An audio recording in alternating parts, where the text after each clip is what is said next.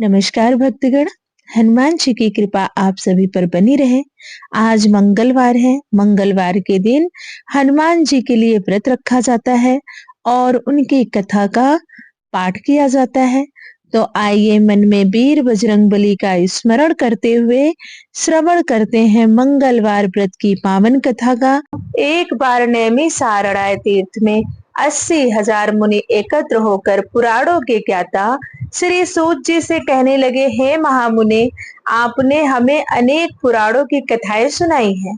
अब आप कृपा करके हमें ऐसा व्रत और कथा बताए जिससे करने से संतान की प्राप्ति हो तथा मनुष्यों को रोग शोक अग्नि सर्व दुख आदि का भय ना रहे, ये सब भय उससे दूर हो जाए।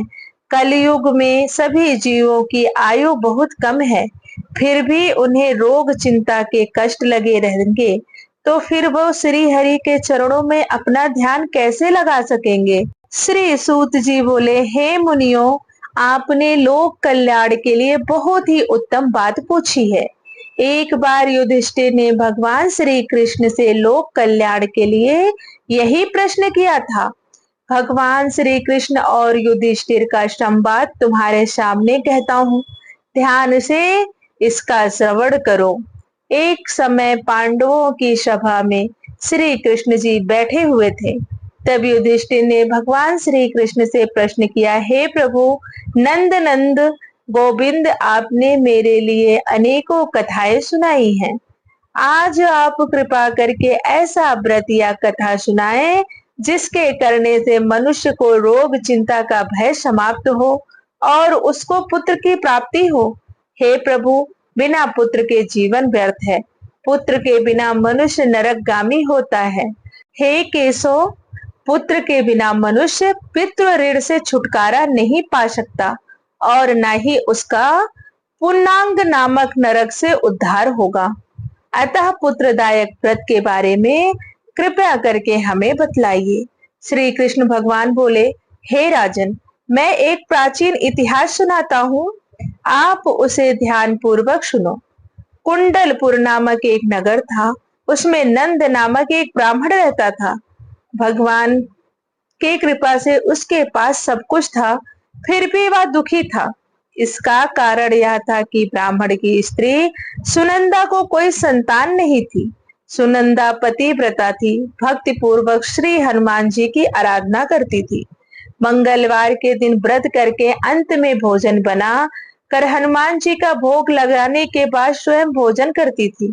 एक बार मंगलवार के दिन ब्राह्मणी गृह कार्य की अधिकता के कारण हनुमान जी को भोग न लगा सकी, तो इस पर उसे बहुत दुख हुआ।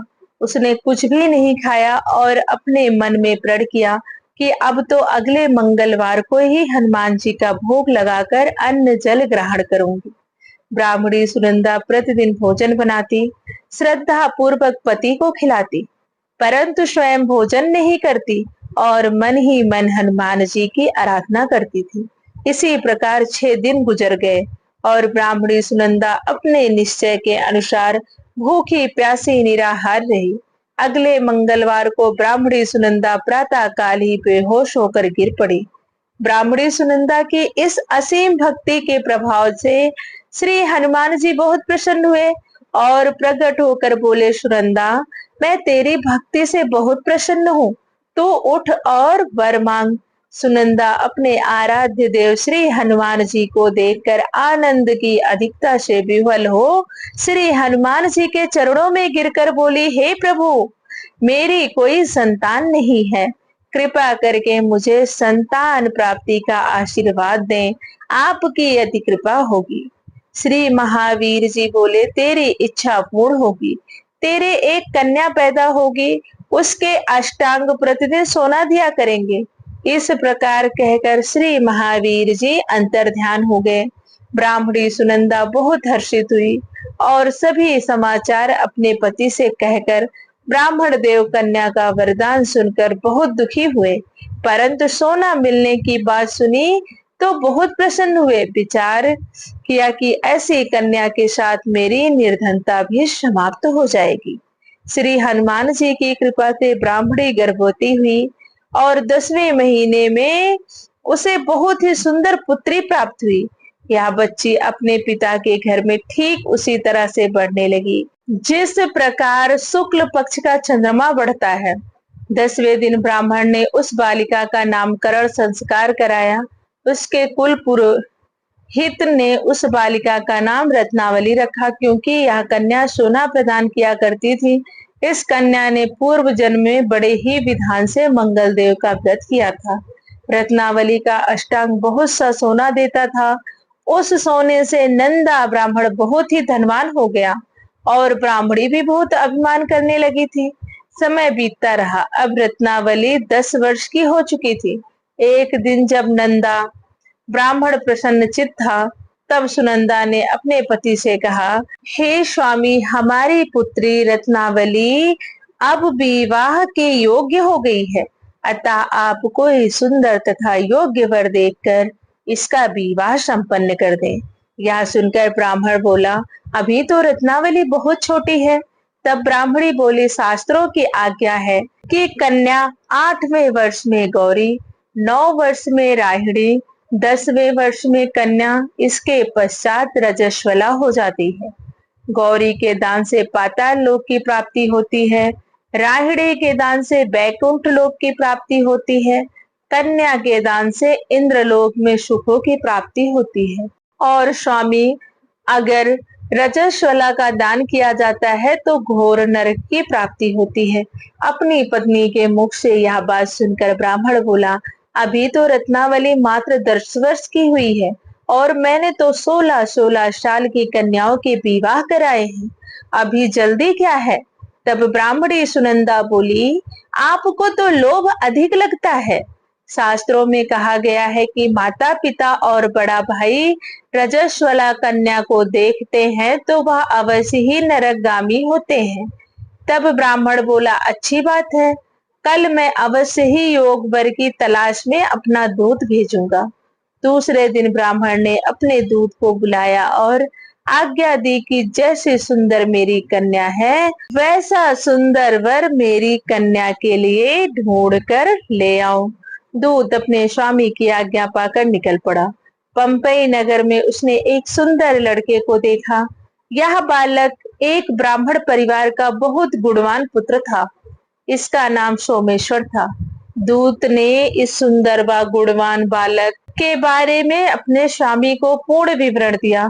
ब्राह्मण नंदा को भी सोमेश्वर अच्छा लगा और फिर शुभ मुहूर्त में विधिवत कन्या दान करके ब्राह्मण ब्राह्मणी संतुष्ट हुए। परंतु ब्राह्मण के मन में तो लोभ समाया हुआ था।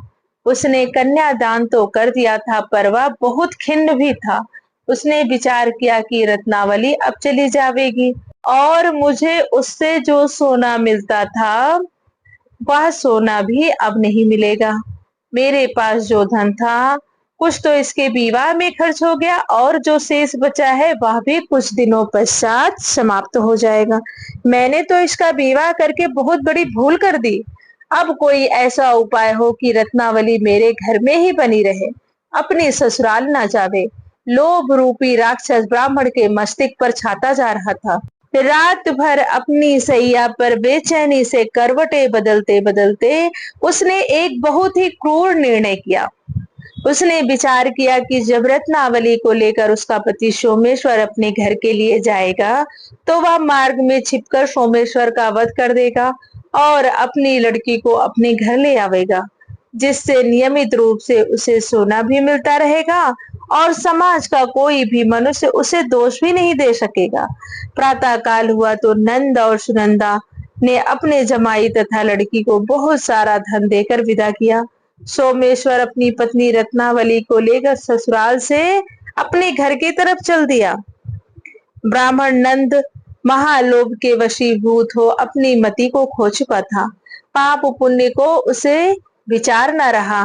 अपने भयानक व क्रूर निर्णय कार्य रूप देने के लिए उसने अपने दूत को मार्ग में अपने जमाई का वध करने के लिए भेज दिया था, ताकि रत्नावली से प्राप्त होने वाला सोना उसे हमेशा मिलता रहे और वह कभी निर्धन न हो। ब्राह्मण के दूत ने अपने स्वामी की आज्ञा का पालन करते हुए उसके जमाई सोमेश्वर का मार्ग में ही वध कर दिया। समाचार प्राप्त कर ब्राह्मण नंदा मार्ग में पहुंचा और रुदन करती हुई अपनी पुत्री रत्नावली से बोला, हे पुत्री, मार्ग में लुटेरों ने तेरे पति का वध कर दिया है। भगवान की इच्छा के आगे अब किसी का वश नहीं चलता है। अब तू घर चल, वहां पर ही रहकर शेष जीवन व्यतीत करना। जो भाग्य में लिखा है वही होगा। अपने पति की अकाल मृत्यु से रत्नावली बहुत दुखी हुई। करुण क्रंदन से रुदन करते हुए अपने पिता से बोली, हे पिताजी, इस संसार में जिस स्त्री का पति नहीं उसका जीवन व्यर्थ है। अपने पति के साथ ही अपने शरीर को जला दूंगी और सती होकर इस जन्म को माता पिता के नाम को तथा सास ससुर के यश को सार्थक करूंगी। ब्राह्मण नंदा अपनी पुत्री रत्नावली के वचनों को सुनकर बहुत दुखी हुआ और मन में विचार करने लगा, मैंने व्यर्थ ही जमाई का वध कर पाप अपने सिर लिया। रत्नावली तो उसके पीछे अपने प्राण देने को तैयार है। मेरा तो दोनों तरफ से मरण हो गया। धन तो अब मिलेगा नहीं। जमाई वध के पाप के फलस्वरूप यम यातना भी भुगतनी पड़ेगी। यह सोचकर वह बहुत खिन्न हुआ। सोमेश्वर की चिता बनाई गई। रत्नावली सती होने की इच्छा से अपने पति का सिर अपनी गोद में रखकर चिंता में बैठ गई। जैसे ही सोमेश्वर की चिता को अग्नि लगाई गई, वैसे ही प्रसन्न हो मंगलदेव वहां प्रकट हुए और बोले, हे रत्नावली, मैं तेरी भक्ति भाव से बहुत प्रसन्न हूँ, तो वर मांग। मंगलदेव बोले, रत्नावली, तेरा पति अजर अमर है, यह महाविद्वान भी होगा और इसके अतिरिक्त तेरी जो इच्छा हो वह वर मांगो। तब रत्नावली बोली, हे ग्रहों के स्वामी, यदि आप मुझ पर प्रसन्न हैं तो मुझे यह वरदान दीजिए कि जो भी मनुष्य मंगलवार के दिन प्रातः काल लाल पुष्प लाल चंदन से पूजा करके आपका स्मरण करे, उसको रोग व्याधि न हो, स्वजनों का कभी वियोग न हो, सर्प अग्नि तथा शत्रुओं का भय न रहे। जो स्त्री मंगलवार का व्रत करे वह कभी विधवा न हो। मंगलदेव तथास्तु कहकर अंतर ध्यान हो गए। सोमेश्वर मंगलदेव की कृपा से जीवित हो उठा। रत्नावली अपने पति को पुनः प्राप्त कर बहुत प्रसन्न हुई और मंगलदेव का व्रत प्रत्येक मंगलवार को करके व्रत राज और मंगलदेव की कृपा से इस लोक में सुख ऐश्वर्य को भोगते हुए अंत में अपने पति के साथ स्वर्गलोक को गई। एक गांव में एक बुढ़िया माई रहती थी। वह मंगल देवता को अपना इष्ट देवता मानकर सदैव मंगलवार को व्रत रखती और मंगल देव का पूजन किया करती थी। उसका एक पुत्र था जो मंगलवार को उत्पन्न हुआ था। इस कारण उसको मंगलिया के नाम से पुकारा करती थी। मंगलवार के दिन वह ना तो घर को लीपती और ना ही पृथ्वी को खोदती। एक दिवस मंगल देवता उसकी श्रद्धा को देखने के लिए उसके घर में साधु रूप बनाकर आए और द्वार पर आवाज दी। बुढ़िया ने कहा, महाराज, क्या आज्ञा है? साधु कहने लगा, बहुत भूख लगी है, भोजन बनाना है। इसके लिए तू थोड़ी सी पृथ्वी लीप दे तो तेरा पुण्य होगा। यह सुनकर बुढ़िया ने कहा, महाराज, आज मंगलवार की व्रती हूँ, इसलिए मैं चौका नहीं लगा सकती। कहो तो जल का छिड़काव कर दूं, उस जगह भोजन बना लेना, या फिर मैं आपके लिए भोजन बना देती हूँ।